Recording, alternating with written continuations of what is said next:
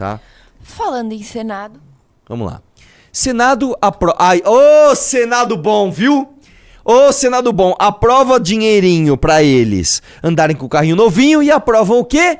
Ah, meu Deus. Senado aprova projeto que define misoginia como crime e o equipara a racismo.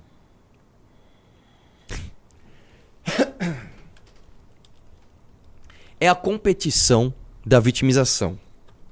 Irmão, sou preto, sofro racismo. E eu que sou mulher? Ah, e eu que sou trans? E eu que sou deficiente? E eu que sou trans e deficiente? Cara, e eu que sou... Ué, peraí. Se a homofobia é crime equiparado a racismo, por que então a misoginia também não é? Não, vamos lutar pelo direito das mulheres. Ô, Senado bom da porra, hein? Esse é o Senado que vai bater de frente com o STF, hein? Esse é o Senado que vai dar anistia pro Bolsonaro. Viu? É sim. Esse é o Senado, tá? Esse é o Senado que vai frear os superpoderes dos ministros. Esse é o Senado que vai fazer o impeachment do Alexandre Moraes. Vai sim, viu? Confia. A Damares não falou que vai? Confia na Damares. Que, aliás, a Damares é o que hoje? É senadora? É.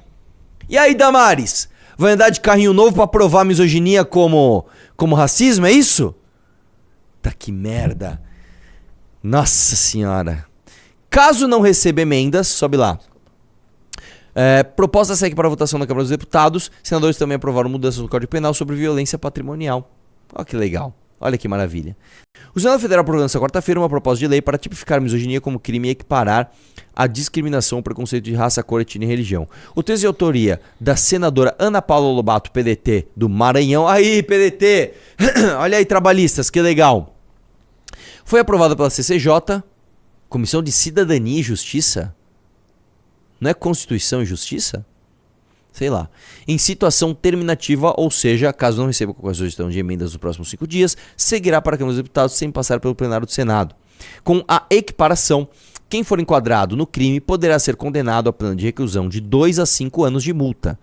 Não há uma resposta penal específica mais severa para a injúria praticada em razão de misoginia, crime cada vez mais frequente. Da mesma forma, o ordenamento não pune a disseminação de discursos misóginos que contribuem para o aumento das violências físicas praticadas contra a mulher, justificou a autora. E aí eu vou te dizer uma coisa, irmão.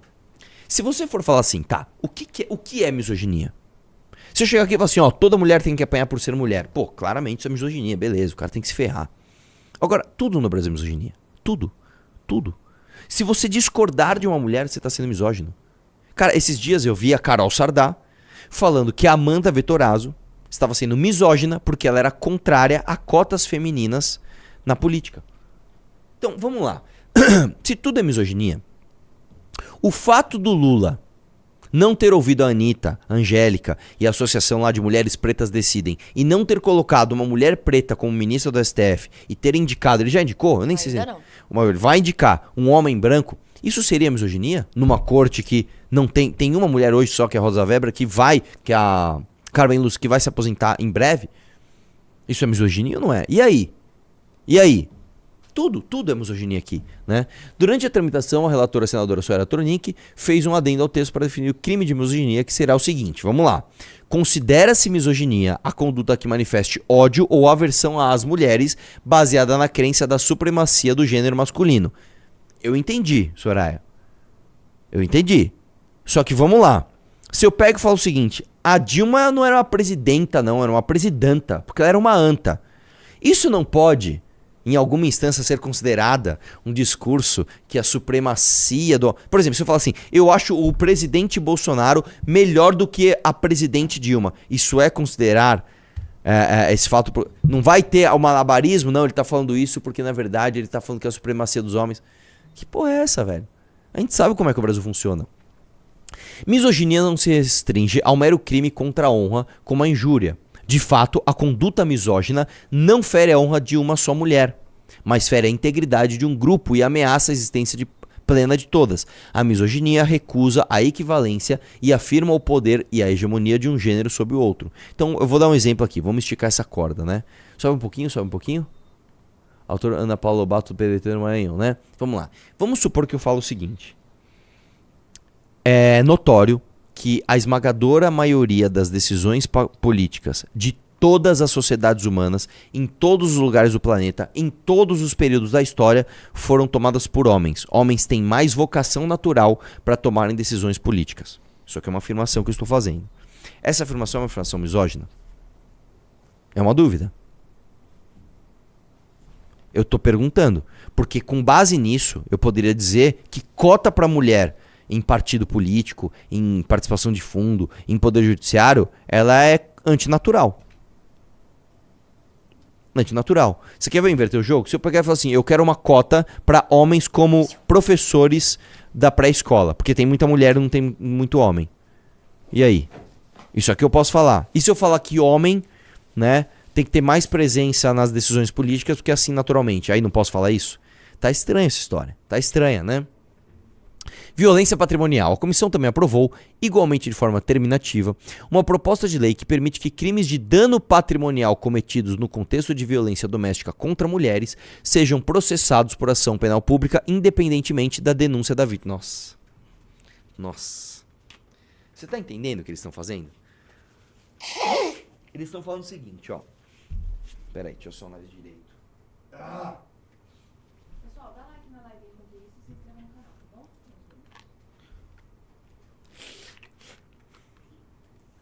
Eles estão falando o seguinte, vamos lá. Se um homem... Ih, saiu. Se um homem... Vamos lá de novo.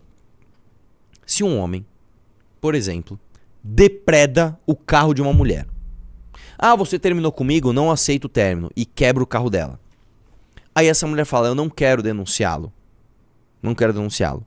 Então, o Ministério Público ou outras pessoas podem ir lá denunciar isso. Olha, ela que foi vítima dessa depredação não quer denunciá-lo. Por quê? Porque ela pode sofrer ameaça, porque ela está sob violência psicológica, ela tem dependência emocional sobre esse homem. Tá, então eu vou denunciar. Ou seja, você está tirando a autonomia de uma mulher de decidir se ela quer ou não denunciar alguém. Agora vem uma dúvida. E se for o contrário? E se, por exemplo, uma mulher não aceita o término com um homem e ela põe fogo em toda a oficina mecânica dele, prejudicando não só o seu negócio e não só o seu carro, mas o carro de todos os clientes daquele cara? E aí? Eu não sei se você sabe, isso realmente aconteceu no Brasil. Isso aqui é um fato. Uma mulher, enciumada, não aceitava o término de um relacionamento, ela foi lá e pôs fogo na oficina mecânica de um cara, pôs fogo em vários caras. E aí, mano? E aí? Vamos lá.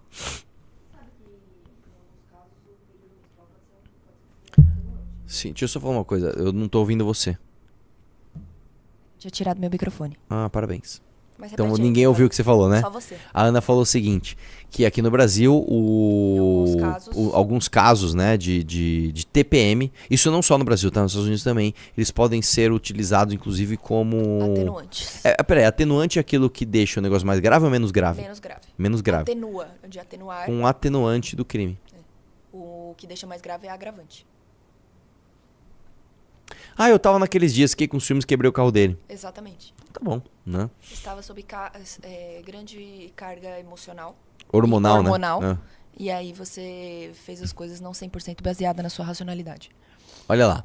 Ou seja, o Ministério Público poderá abrir representação contra os autores, mesmo que as vítimas desistam de continuar com denúncia processual, né? Eu vou dar um exemplo, tá? De como funciona o Ministério Público aqui no Brasil. Uma vez eu fui para a Ucrânia e mandei um áudio. Aí, a Valéria Bolsonaro e a Janaína Pascoal, ambas me processaram. A Janaína Pascoal disse que eu tinha feito evasão de divisas, eu fui lá e provei que não tinha nada. A Valéria Bolsonaro disse que eu fiz turismo sexual, fui lá e provei que não tinha nada. Ok. 2 anos depois, 2 procuradoras do Ministério Público falaram, não, ele não pode se livrar disso tudo. E elas me processaram, pasmem, por racismo. Eu fui processado por racismo no caso do meu áudio da Ucrânia, cujo número de vítimas foi 0. É isso. Agora você imagina essas procuradoras vendo, sei lá, no Instagram, alguma coisa, não gostei disso aqui, bora denunciar. Não, mas a vítima não quer, foda-se, eu quero. É muito complicado. Hã? Eu me ofendi por ela. Eu me ofendi por ela, Ele não está agredindo só essa mulher, ele está agredindo o grupo que eu faço parte de mulheres. Vou só te falar uma coisa. Peraí que um cara mandou um pimbalhaço. Eu ia falar exatamente isso. Vou só pausar a live pra ler o pimbalhaço que o Henrique Alexandre mandou, R$ 279,90, e falou: hoje tomei uma multa de um CT no valor de R$ 900 na Avenida dos Estados. Entretanto, na data, nem em São Paulo eu estava. Enfim, lembrei que apoia um movimento que verdadeiramente luta por nós, então vim aqui mandar o maior superchat possível. Tamo junto, irmão. Assim, deixa eu falar uma né? coisa. Se você conseguir provar que você... É que é um saco, é burocrático. Eu lembro um amigo meu que ele tinha uma moto e um cara foi lá e colocou uma fita isolante na moto, numa outra moto, e aí ficava dando a multa como se fosse a moto do meu amigo. E por acaso era uma Twister preta, igual. E aí, mano, pra ele provar que não era ele, foi muito foda. Porque a sorte é que o cara fazia isso com tanta recorrência, que eu não lembro como ele pegou e ficou uma semana provando que ele estava em outro lugar com a moto. E aí ele falou, olha aqui, ó, a minha moto tá aqui, ó. Provou da seguinte forma, não sei como.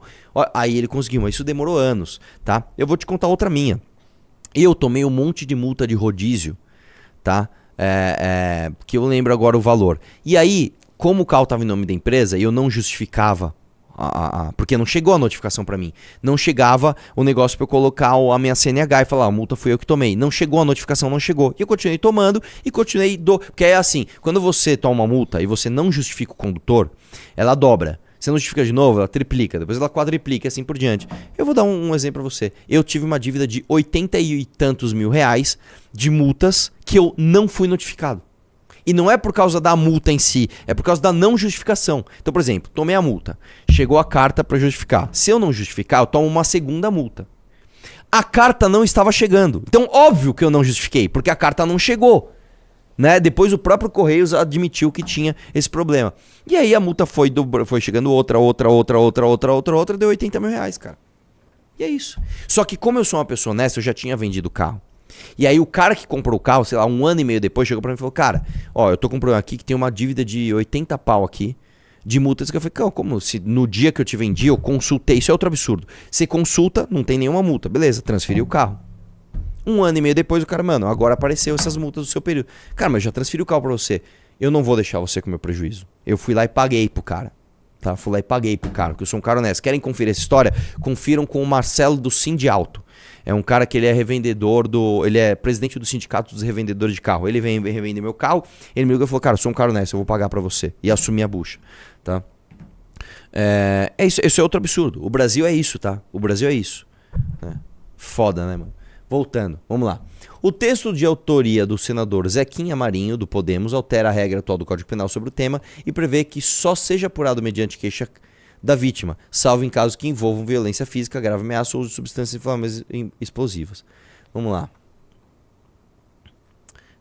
Zap Delas. Na mesma direção, o Senado lançou nesta quarta-feira o programa Zap Delas, um canal de WhatsApp para recebimento de denúncias, acolhimento humanizado, atendimento rápido e encaminhamento de casos de violência política contra mulheres. Violência política contra mulheres, cara. De acordo com a proposta do programa, as denúncias realizadas são encaminhadas à delegacia do Senado e à ouvidoria da Casa. Cara, eu já fui acusado tantas vezes de violência política de gênero que eu nem sei. Claro que eu fui inocentado todos, que eu nunca cometi isso, né? Mas aqui no Brasil é isso, cara. Aqui no Brasil é isso. É foda, né, meu? É foda. Vamos lá? Próximo. Os caras estão me zoando aqui. O Arthur era rico, eu tinha dinheiro no MBL, cara, agora não tem mais nada, tá? Tu pagou e não contestou a dívida? Duvido. Sim, eu vou te falar o que acontece, tá? Pra contestar essa dívida, eu tinha que entrar com uma ação que ia me custar também 8, 9 mil reais. Era uma história assim. E o STF ainda não decidiu, porque isso não foi só eu que aconteceu comigo. Tem empresas no Brasil que o prejuízo chega a milhões de reais. Então, por exemplo, o cara tinha uma empresa, o cara começou a tomar, por exemplo, multa de rodízio de caminhão na Marginal. Ele não sabia. Então, o cara tomava 2 por dia. Uma de manhã e uma tarde, uma de manhã e uma tarde, uma de manhã e uma tarde. E não chegava a carta pro cara. Aí, quando chegava a multa é uma série de caminhões, você fala assim, multa de 2 milhões de reais, 3 milhões de reais. Entendeu? Então, o STF ainda... Porque o STF é muito rápido, né? Então, o STF ainda não decidiu o que fazer com isso. Então, eu tô esperando essa jurisprudência pra eu ir lá e contestar isso daí. É isso aí, meu. O Brasil é isso, velho. O Brasil é isso, tá? Lembrem-se disso, tá? Ah, pra você ver, o Fagner mandou um comentário aqui falando assim, honesto ou trouxa? Cara, se você acha que ser honesto é ser trouxa, você tá no país certo. É, Você tá no país certo. Você tá no país... Tipo Vai assim, lá cara, eu vou te votar falar uma coisa. no Cleitinho O cara que comprou meu carro, ele não tinha culpa. Ele foi lá e comprou meu carro, certo? Ele conferiu, não tinha nenhuma dívida. O carro, ele me pagou e beleza, ele levou meu carro embora. 1 ano e meio depois, apareceu isso. Não é culpa do cara. Também não é culpa minha, mas não é culpa do cara. Eu não vou fazer isso com o cara. Fala, se vira aí com a multa, velho. Eu não vou fazer isso com o cara. Entendeu? Tá errado. Por mais que eu poderia falar, ó, quando eu te vendi, você assinou um contrato que você comprou o carro no estado que ele estava e que não tinha... Eu tenho aqui, está conferido. Eu tenho a impressão da consulta que a gente fez e que não tinha dívida nenhuma. Eu poderia fazer isso com o cara. Tá? Eu poderia me beneficiar de um problema burocrático do Brasil e fuder o cara. Mas eu não vou fazer isso, cara. Eu não vou fazer isso. Eu vou te falar uma coisa, tá? Vou te falar mais um recorte aí pra você, Nando Moura. Se você vai se beneficiar de algum erro burocrático pra fuder o Estado, eu nem condeno. Eu nem condeno. Vamos supor, tô dando um exemplo aqui, sei lá. Deixa eu imaginar um cenário. Sei lá, eu devo, sei lá, 10 mil reais de multa. Aí, de repente, sumiu por um tempo. Puta! Meu, fica na tua aí, velho. Se o Estado não percebeu que ele tem que te cobrar uma multa, é um erro dele, foda-se. Eu te dou o conselho, foda-se, não paga. Beleza. Vambora. Agora, se você vai foder uma outra pessoa, não, isso não. Isso não. Por isso que quando eu tinha posto de gasolina, cara, eu nunca cogitei adulterar. Porque você cogitar adulterar, você tá cogitando prejudicar o teu cliente. Eu vou te falar uma coisa que as pessoas fazem e eu não condeno tanto como eu condeno as pessoas que adulteram. É normal. Caras que têm rede de posto de gasolina, sim, como é que é? Exemplo de posto de gasolina, mas é que os ramos que eu atuei. É normal. O cara que tem muita grana, ele tem, por exemplo, 10 postos. Então o cara tem 10 postos. O que esse cara geralmente faz? Esse cara, ele tem 1 ou 2 postos que não tem bandeira e tem outros postos que tem bandeira. O que acontece? Quando a companhia começa a espremer o cara, sabe o que o cara faz? O cara compra combustível, que é o mesmo... Eu não sei se vocês sabem, todo combustível no Brasil é no mesmo lugar, carrega no mesmo... É literalmente o mesmo lugar. O caminhão vai lá, ele para no mesmo lugar, carrega... Tá, esse combustível é de quem? Esse combustível é do A, sai a nota fiscal pro A. Esse aqui é do B. É o mesmo combustível, é exatamente o mesmo combustível. O cara pega este combustível, tira a nota pro posto bandeira branca e descarrega no posto bandeirado. O que ele está fazendo? Ele está enganando o consumidor? Não, porque é o mesmo combustível. Ele está enganando a bandeira. Ele tá comprando mais barato do bandeira branca e vendendo onde a bandeira investe em marketing, tá? Isso é errado, isso é errado, isso é errado. Eu não condeno este cara como eu condeno o cara que vai lá e adultera na bomba e fode a mulher que tá pondo 10 reais no carrinho de cachorro-quente dela pra vender. Aí é diferente. Aí é diferente, tá? Aí é diferente. Porque aqui no Brasil também, aqui tudo é tão bosta que no mundo funciona assim. Você paga pelo marketing da bandeira. Você chega lá, ô Texco, ô, sei lá, não sei o que lá, Oil, eu quero a sua bandeira no meu posto. Então eu pago pra ter a bandeira no meu posto e eu começo a comprar combustível mais barato dessa bandeira. Aqui no Brasil é o oposto. Aqui no Brasil a bandeira te paga pra colocar a bandeira no teu posto e ela te escraviza. Porque você é obrigado a comprar o combustível dela muito mais caro do que no mercado. Entendeu? Aqui no Brasil é assim, como ninguém tem dinheiro pra nada, né? E como no fundo, administradores de postos de gasolina são administradores de problemas de frentista, porque é isso que é o mercado brasileiro de combustível, na distribuição, né? Na venda direta, tá? No final das contas você só se ferra. Beleza?